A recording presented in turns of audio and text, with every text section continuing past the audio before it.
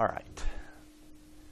Let me mention a couple of facts about the gradient vector also that we've been talking about a little bit.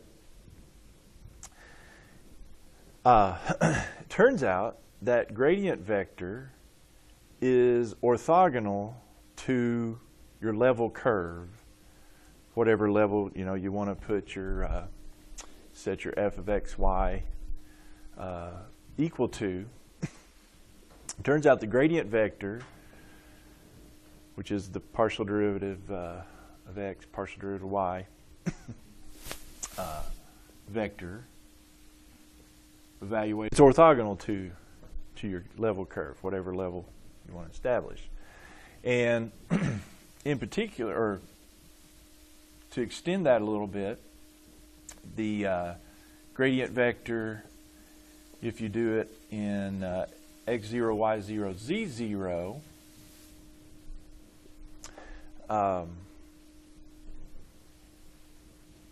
so kind of more of a three-dimensional case, that is orthogonal to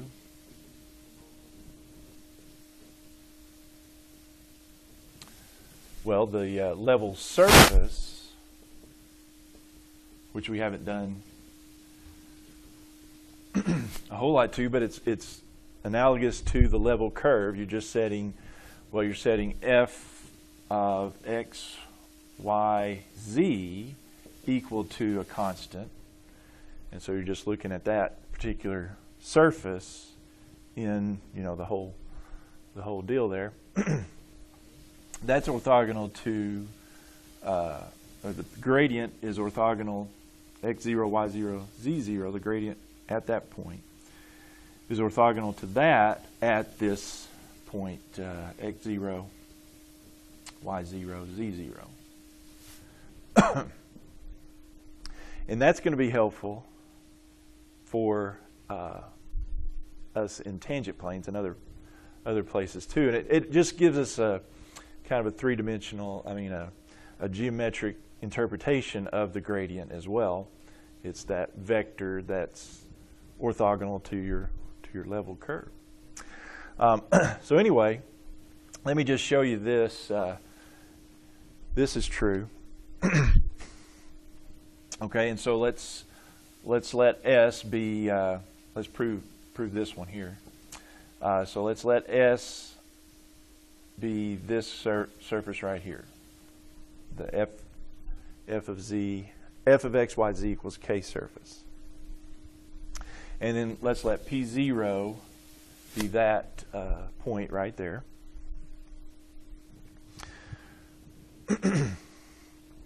Okay, and so since this is a surface, we can kind of isolate a curve. So C is going to be a curve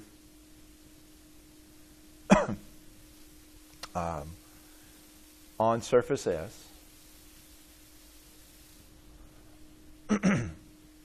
So this is a surface, so there's all kinds of curves and twists and so forth on that, or it could be. Doesn't have to be, but so and then let's assign the curve a vector equation to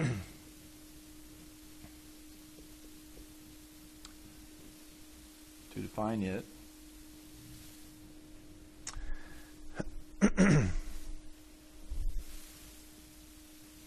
So that's our vector equation for C. Okay? All right, well, now to match, okay, so also on curve C, we want it to go through point P, okay? And so let's call T0 the value of T such that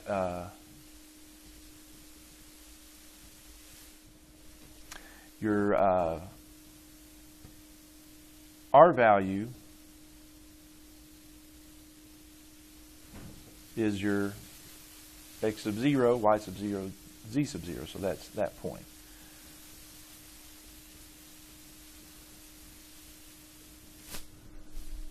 So our actual point of C that goes through that point is that. Okay? This is a vector, by the way. Okay. All right. So because C is on S, then the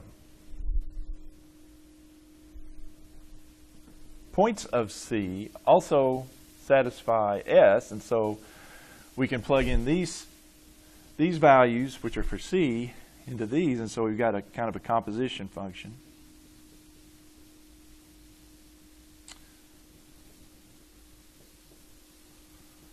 Those must then also equal K. So if we plug in these values, which are from C, they must satisfy this equation too. Okay? Now, here's the payoff on this. If we do the derivative of this equation here, we've got to use the chain rule, right? Because it's a composition function. So we would have, your derivative of this part, partial derivative of f with respect to x, but then we'd have to do the derivative of the x with respect to t.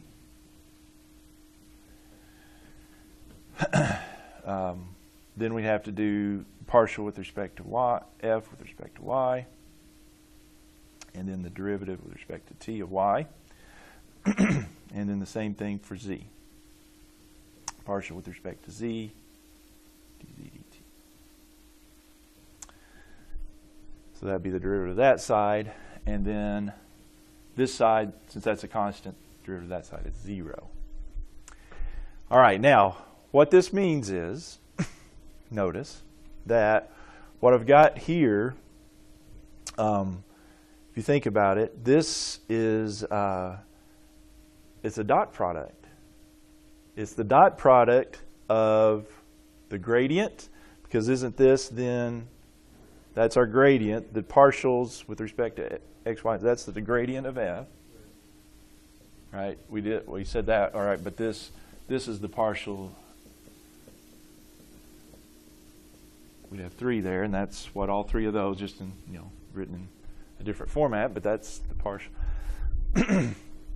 So it's the gradient of f times then, or dotted with, that vector dotted with dx dt, dy dt, dz dt. Wouldn't that be? Yep. It's the derivative vector. Derivative vector. And that equals 0. Now, we studied about, okay, we've talked about dot products equal 0. That means the vectors are perpendicular, orthogonal, okay? So our gradient vector is orthogonal to this tangent vector, if you will, okay? And which means it's, the gradient then is orthogonal to our surface, right? It's orthogonal to this, the derivative vector here, which is the tangent of the C curve, which is on S, so it's tangent. This would be tangent to the S curve. So all these things are orthogonal. The gradient is orthogonal to all these things. Yeah. Okay, so that's our proof there that the gradient vector is orthogonal to these curves. Now, the significance of it here is this. The gradient is orthogonal to our surface or curve. Here's what we can do. We recall that the equation of a plane, what's the equation of a plane? If you've got, the point is, yeah, you got a point, and then you also need a normal vector. normal line? ABC, yeah. That's our normal vector, so just take the A times x minus x0 plus B times y minus y0 plus the C times Z minus Z0, and that equals 0. All right, so now we want a tangent plane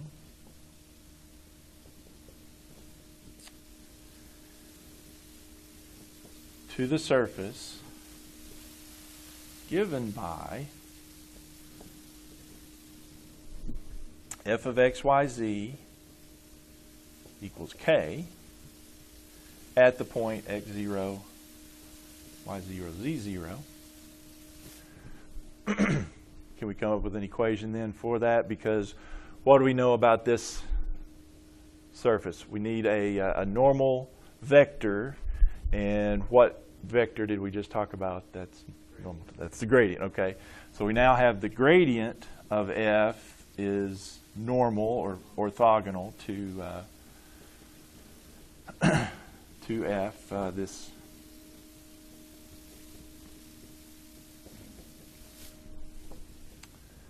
okay, so what does that mean?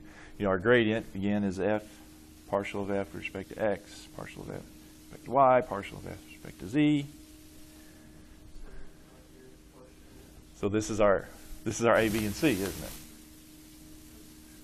Yeah. So we just, our normal vector now is these partials. So it is f of x. The tangent plane to that would be f of x, partial of f with respect to x at x0, y0, z0 times x minus x0 plus the partial of y evaluated at x0, y0, z0 times y minus y0 plus the partial with respect to z evaluated at x0, y0, and z0 times z minus z0 equals 0. There it is, okay.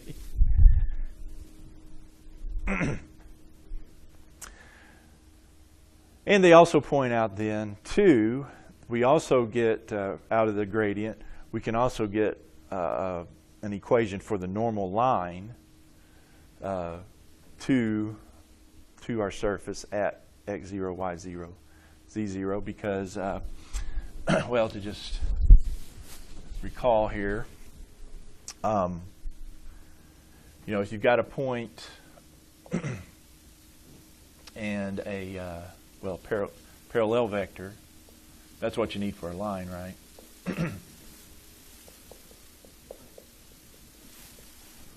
We haven't done one in a while, but ABC is our parallel vector. And there's several different forms. The book here chooses to do it in symmetric form. So the symmetric form of the line with that with those qualifications there, you got a point and a parallel vector. X minus x0 over a equals y minus y0 over b equals z minus z0 over c. Okay. And so, in this case, if we're talking about the normal line,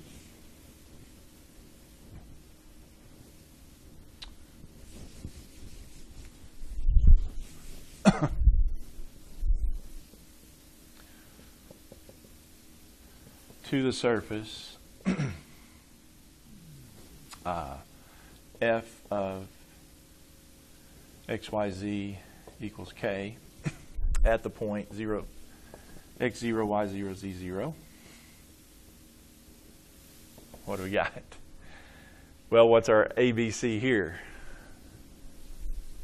Well, to be normal, we want a vector parallel to the normal.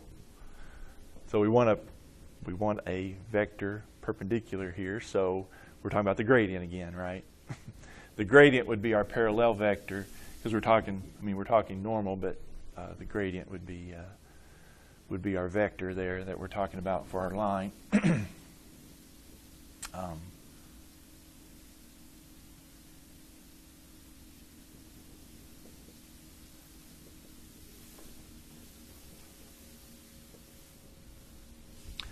So that would mean our normal line is x minus x0 over, what would be the a? Well, it would be the first part of that, right? Partial derivative with respect to x. Evaluated x0, y0, z0. And then our b is y minus y0. The partial of y, of f with respect to y. And then the z minus z0 would be partial of z on the bottom there. Partial with respect to z. Okay?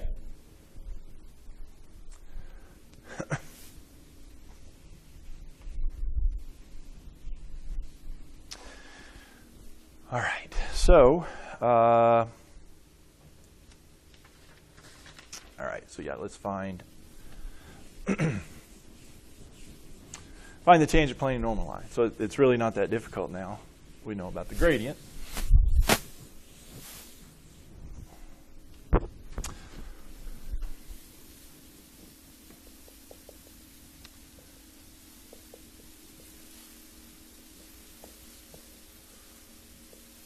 Find the tangent plane and normal line of the surface.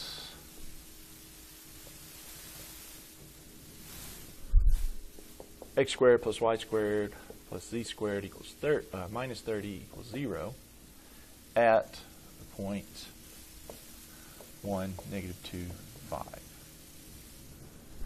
Now,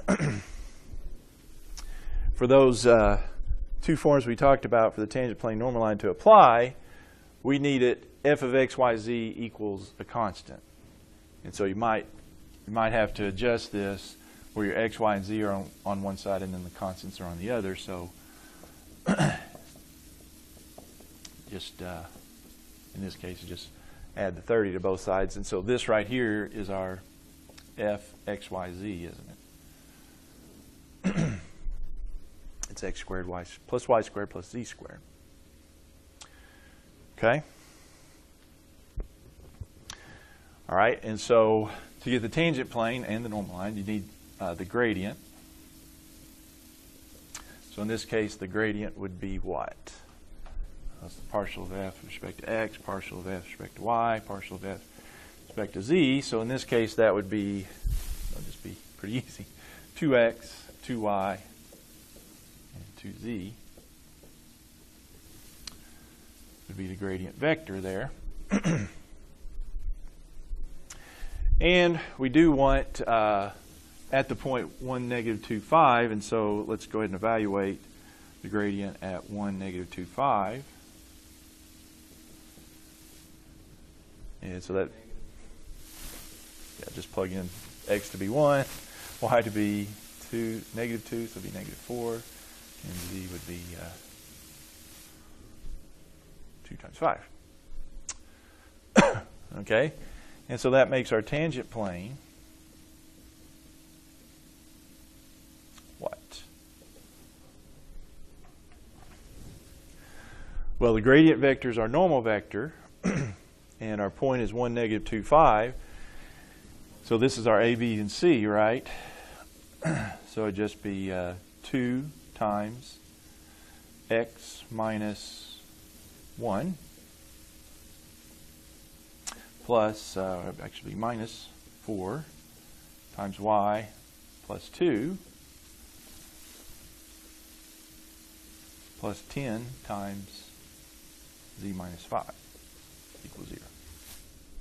Right? Because a times x minus x naught plus b times y minus y naught, same old, same old. It's just that we use the gradient to be our normal vector.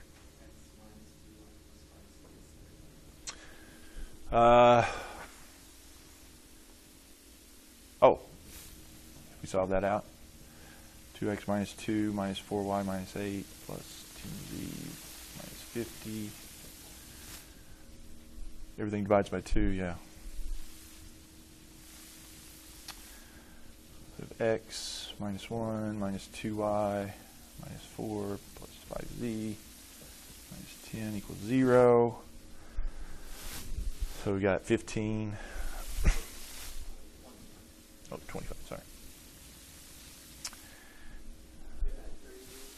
So add the 30. So it'll be x minus 2y plus 5z equals 30. How about that? That one equals 30, and that one equals 30. All right. Now the normal line, that's where we just do x minus x0 over a, y minus y0 over b, z minus z0 over c. And so again, our a, b, and c are just the gradient values. So it'll be x minus 1 over 2 equals y plus 4 over, no, y plus 2 over negative 4. And then z minus 5 over 10.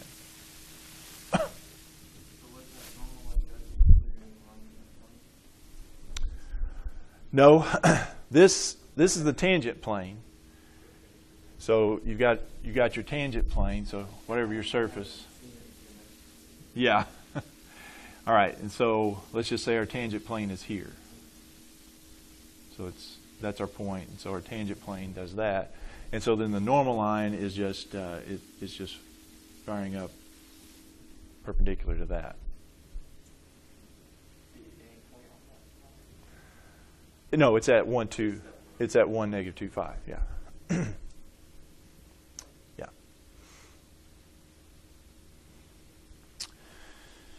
Now, also, remember, I believe it was the previous section we talked about, but in a previous section, we talked about a tangent plane and using the partial derivatives on it.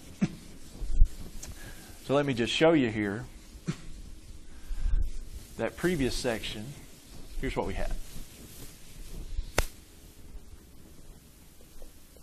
From the previous section, what we did was a tangent plane for z equals f of xy for a particular x0, y0. So we had a two-variable function. Well, what I wanted to mention is the tangent plane we were just talking about is just more of a generalization of what we did there, because remember this tangent plane we had z was equal to f of x0, y0 plus the partial of f with respect to x at x0, y0 times x minus x0 plus partial y at x0, y0 times y minus y0. Looks very much the same, except we don't have the partial of z there. But that was the tangent plane we did before. But like I was saying, this is really just a specific case of the tangent plane we were just talking about, because well, it's not too terribly bad, because on the tangent plane that we were doing, what we have, we had f of x, y, z equals some constant k, right? Well, it's not constant, but to put this in this form, where we want the x, y, and z's on one side, wouldn't we just move the z over there and make it 0 equals f of x, y minus z? Okay. Which then is in this format. And so we can do our tangent plane using the format here, which is your gradient values times x minus x0. Okay, so let's plug this, use this for our values here, and this, and just see that it does come out to be that. That's what I was going to show you. It's kind of interesting.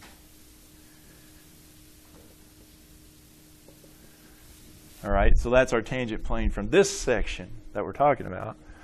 All right, so what would this, so this right here is now, let's just call it big F of x, y, z, okay?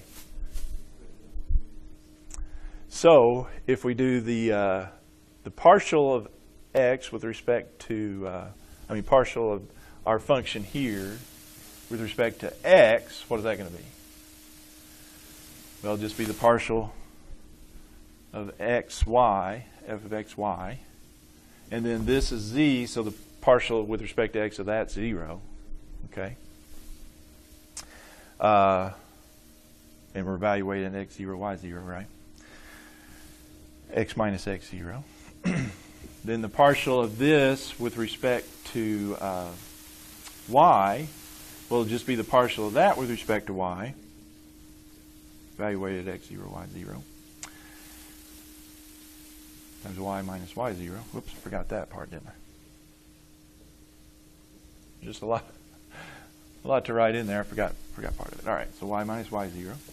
All right, now, this thing with respect, the partial with respect to z of this. Well, this doesn't have any z's in it. What's the partial with respect to z? It'd be negative 1 times z minus z0. And you'll notice if I distribute that in, I'll have minus z plus z0. So if I move that to the other side, this z0 is just f of x0, y0, right? Plus then all of this equals z. Okay. It's the same thing. It's the exact same thing. This is just more of a specific case because you've got z. You can solve it for z. Basically what it amounts to.